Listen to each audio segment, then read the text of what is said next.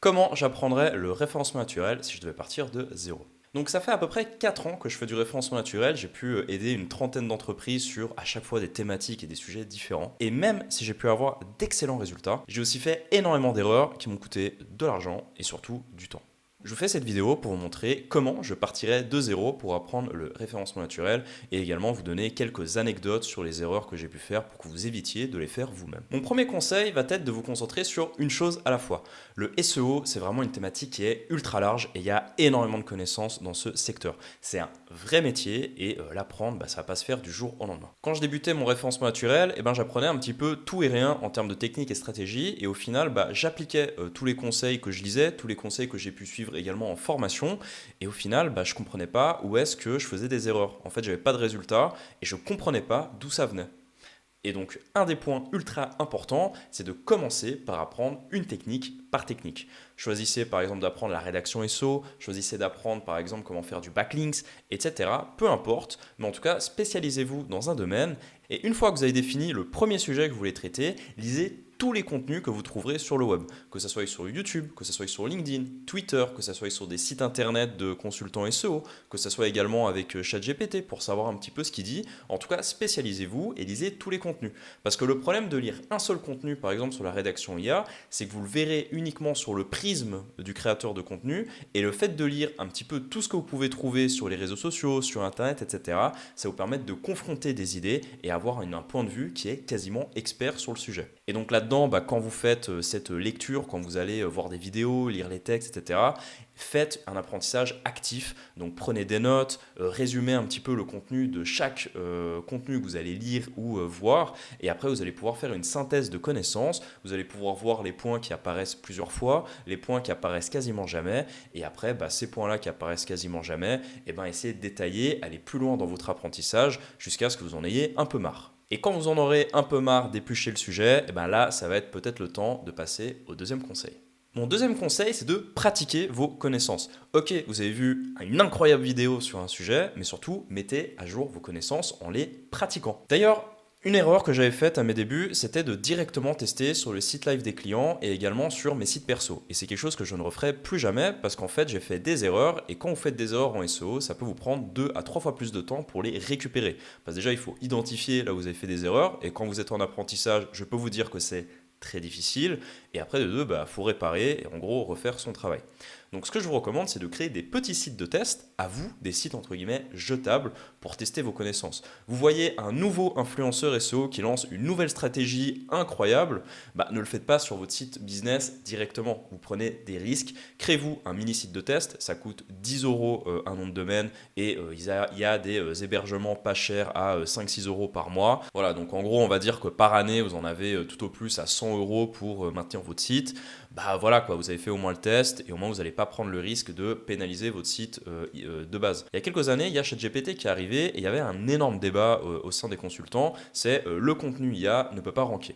Donc vous avez cette vérité-là, elle apparaît sur quasiment toutes les vidéos, sur tous les contenus réseaux sociaux des influenceurs, mais comment savoir si c'est vrai? Ce que j'ai fait, c'est que j'ai créé un site de niche sur le sujet des tortues d'eau d'ailleurs, et j'ai balancé du contenu ChatGPT dedans, et j'ai vu ce qui se passe. Et ce qui s'est passé, c'est qu'avec une vingtaine de contenus, j'ai réussi à atteindre 700-800 visiteurs mensuels en 3 mois avec du contenu ChatGPT. Avec ce test, je sais que le problème au final, c'est pas de rédiger avec ChatGPT, ce sont des problèmes qui sont un petit peu plus profonds que IA ou non. Et grâce à ça, je sais que je peux utiliser ChatGPT pour m'aider dans la rédaction de contenu. Et surtout, je n'ai pas pénalisé un site à moi si au final c'était réellement une pratique dangereuse. Parce que si c'était un site business d'un client et que j'aurais lancé du contenu ChatGPT sur ce site-là, je prenais le risque d'un petit peu pénaliser le SEO du site du client. Et je ne pense pas qu'il soit très content que je fasse des tests avec son site. Donc faites vous-même des tests perso à vous pour justement valider ou non des stratégies, des techniques SEO et ne pas prendre de risques sur votre site personnel. Puis au final, le temps que vous passez à faire vos sites de test ne sera jamais perdu parce que si votre site fonctionne, vous allez toujours pouvoir trouver un moyen de le monétiser, que ce soit avec de la publicité, de l'affiliation, de la vente de liens, etc. Donc au final, si vous créez un site de test qui performe, vous aurez toujours moyen de le rentabiliser.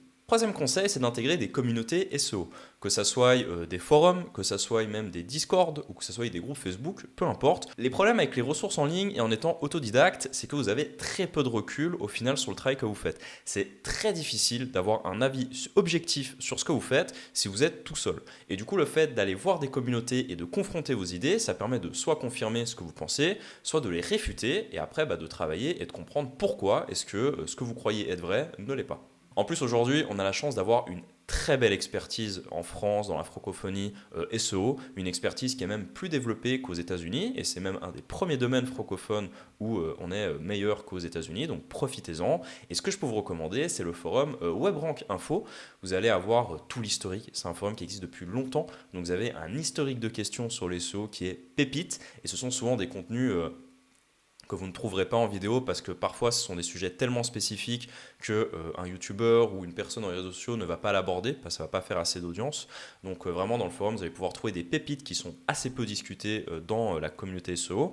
Et puis de deux, rejoindre le Discord Norchi du SEO. C'est un Discord où je suis de temps en temps actif. Je ne suis pas très actif mais j'y suis de temps en temps. Je lis un petit peu ce qui se passe. Donc allez-y, faites-moi un petit coucou et je vous mets le lien en description. Et c'est un Discord qui est très convivial et que j'aime énormément.